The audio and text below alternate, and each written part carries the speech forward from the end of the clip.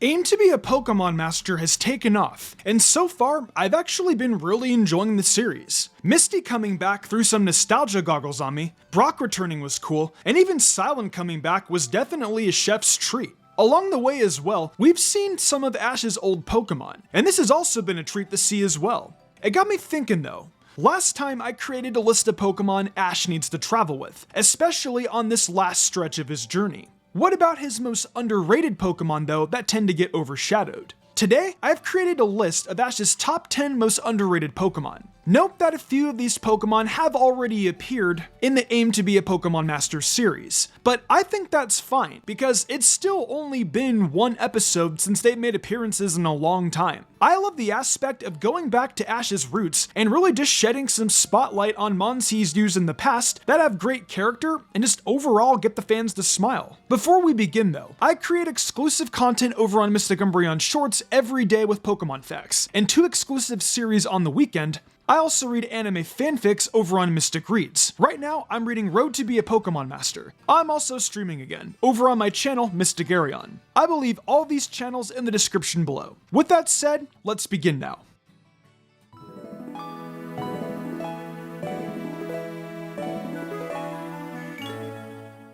Starting off at number 10, I've decided to kick it off with Tauros. Now, everyone here knows Ash owns 30 of these, but he's only really ever used one. What I like about Tauros is that the first time Ash used it, it actually helped win against Drake of the Orange League. We then see it pop back again in Johto for a Tauros competition, and actually happened to win that as well. It did appear in the Johto League, but it was sadly defeated by Gary's Nidoqueen. It appeared later again in the Battle Frontier to help Ash win against Annabelle. So, I know Tauros doesn't exactly have the greatest battle record, but what I love is the way it still loves Ash. All 30 of them. Every time Ash shows up, all of his Tauros tackle him down with showering affection. And I love that, despite only seeing them very few times. It goes to show that Ash makes an impact. And what I find underrated about Ash's Tauros is the love all 30 have for him. I hope we see Tauros make a comeback in this short series.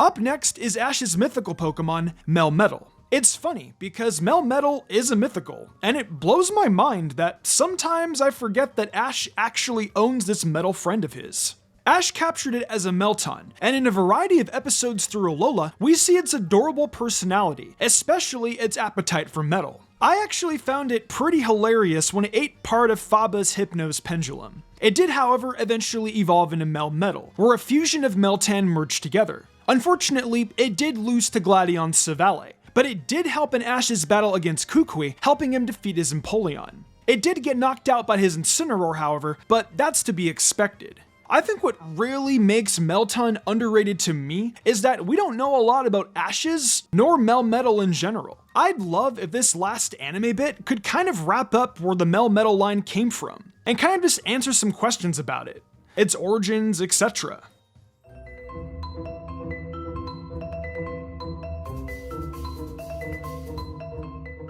At number 8, I put my nostalgia goggles on for this one, because these two aren't really underrated from the popularity perspective, but more so because these are 2 of Ash's OG Pokemon, being Squirtle and Bulbasaur. Bulbasaur and Squirtle are 2 starter Pokemon that actually carried Ash through Kanto, the Orange Islands, parts of Johto, and even in the battle with Pyramid King Brandon. These 2 Pokemon never evolved, and they're actually pretty damn powerful for just being starters. Bulbasaur even refusing to evolve. Both of these also have great characteristics, and it really seems that Ash's OG Pokemon have really deep personalities behind them. Think about it. Bulbasaur keeps Professor's lab in check with keeping an eye on the Pokemon, and Squirtle is the leader of a firefighting force. These Pokemon have jobs outside of just battling. I love the fact the anime cemented Bulbasaur as the leader of the lab, due to it being Ash's old Pokemon to be present there. Squirtle, also going back to its original roots, I felt was also a dope nod, and a great way to send it off. It'd be crazy if these 2 didn't show up again in this last stretch. And like I said in my top 10 Pokemon Ash needs to see again, these 2 have so much bromance, it's wholesome AF. That's what I think is underrated about these 2.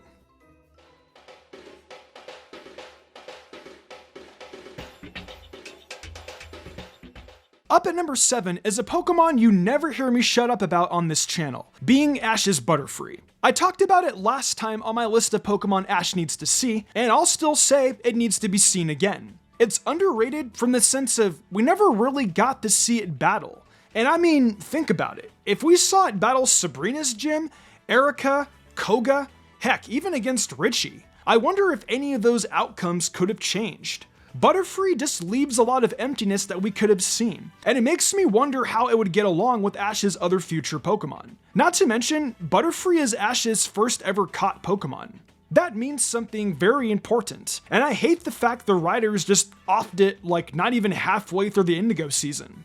I hope we get to see it one last time in Ash's last stretch. I have a feeling we will, and it's gonna be pretty freaking special.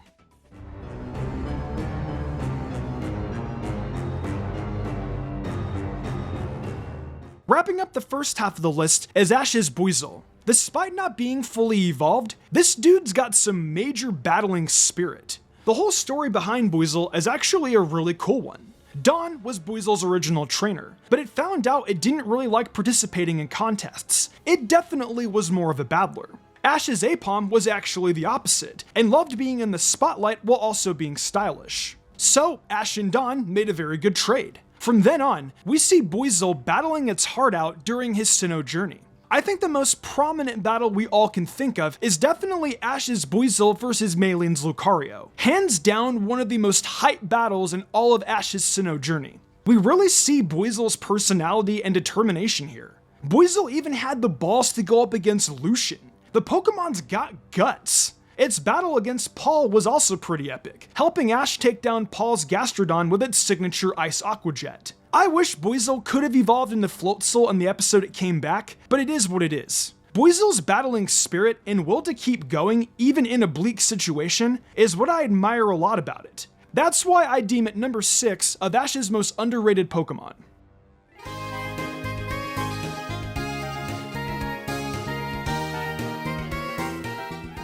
Starting the first half of the list, we have Ash's Scraggy. Ash's Scraggy suffers from little screen time, and the fact that it also came from an egg gives it time to blossom into a Pokemon with an incredible personality. This means it has a lot of potential. Despite it hatching from an egg and being a newborn, this Pokemon actually has a few pretty cool wins on its belt. But to no avail, the pants still managed to fall. He has a very headstrong personality, no pun intended. In Cottony in Love, we see more of Scraggy's personality where he helps a male Cottony after being rejected. They befriend each other, and Scraggy helps the male Cottony train to prove to his female Cottony lover that he was a capable battler. Scraggy even helps Ash against his battle with Bryson and helped him advance out of the 3rd round during the Virtuous Conference. Though Scraggy is usually headstrong and loves to battle, it still has a nurturing heart, as it still loves to play and have fun. This is also shown as it played with Iris's Axew. I want to see more of Scraggy, because I believe it has untapped potential it needs to achieve. It can still evolve, and not to mention, Ash is its original trainer, so that also says a lot too.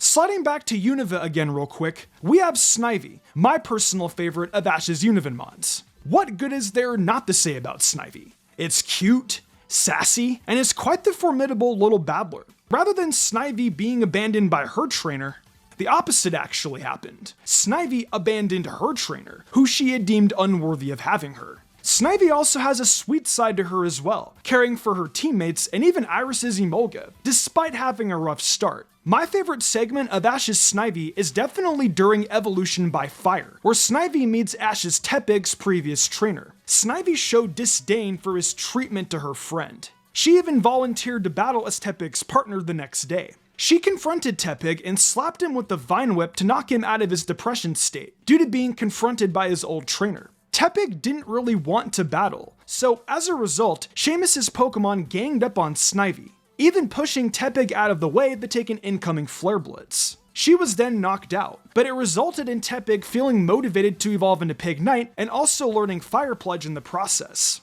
Snivy doesn't have the craziest battle record, but she still is a fierce battler that loves her friends, despite being adorable and sassy. Ash's Univenmons really do have killer personalities. Despite me also not particularly loving Pig Knight, I'll give it to Ash's Pig Knight too. It's got a pretty good personality.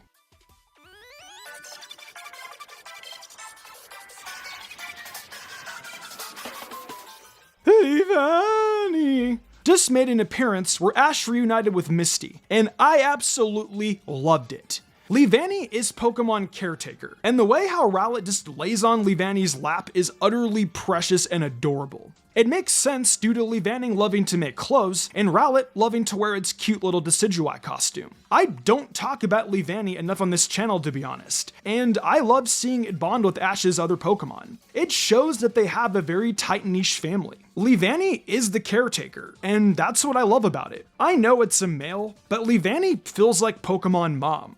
That's not to say Leavanny is a pushover though. In fact, it helped Ash in his battle against Berg, even evolving into Swadloon from a Swaddle. It also helped in his battle against Roxy, and even helped against Stefan's Sock despite the knockout. That evolution in the Swadloon though really cements it at number 3 because it's the first Pokemon of Ash's that evolved in a gym battle. It fought pretty hard, and it's easily one of my favorites of Ash's Univenmons.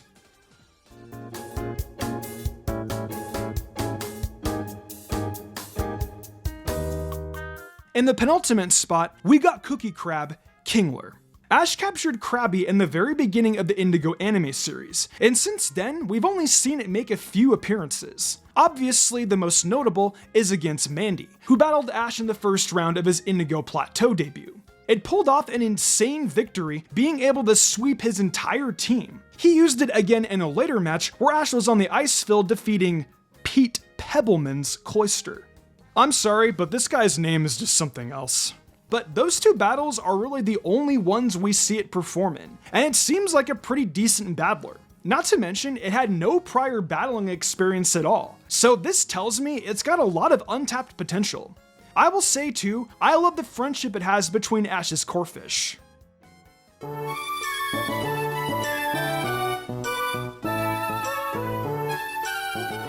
And at the number 1 spot, I think a lot of you guys saw this one coming, being Ash's Gibble. Honestly, out of all of Ash's Pokemon, Gibble seems to be the one who has the most potential. For 1, it's a pseudo-legendary. 2, it's cute, and 3, it knows Draco Meteor. Many years ago, I did a what if Ash evolved Gibble, and that was pretty much my retelling of if Ash's Gibble took the approach his Aipom did and followed him to the Unova region. If Ash had a Garchomp, no doubt it would be in Ash's top 5 strongest for sure. Though now since he has a Dragonite, I don't see that ever happening.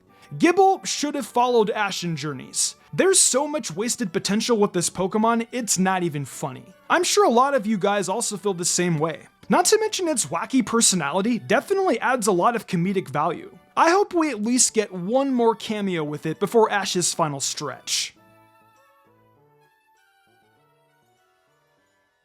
Well, that wraps up my top 10 most underrated Pokemon owned by Ash Ketchum. Ash's Pokemon are all unique in their own way, and have definitely made an impact on us fans' experiences with watching Ash grow as a trainer. It's a shame the writers couldn't allow Ash to bond with these Pokemon more though, because they have so much untapped potential and personality to them. What do you guys think though? Do you guys agree with my list? Which of Ash's Pokemon do you deem to be underrated? Let me know your thoughts down in the comment section below. We're finally here in 2023, and I'm super excited for what this year has to offer us. There's potential DLC for Scarlet and Violet on the horizon, and who knows just what else Game Freak may have up their sleeves. It's gonna be really exciting times coming up for a Pokemon fan. If you're interested in more Mystic content, check out my TikTok and Mystic Umbreon Shorts YouTube channel. I've got a really fun series starting up there very soon, and of course, have a weekly edition of my Should You Use series focusing on Pokemon in Scarlet and Violet. Also, if you're into fanfictions and what-ifs, check out Mystic Reads. I offer a ton of creative spoken word content on there, so come join me. Thanks again for joining me today, and I'll see you all next time.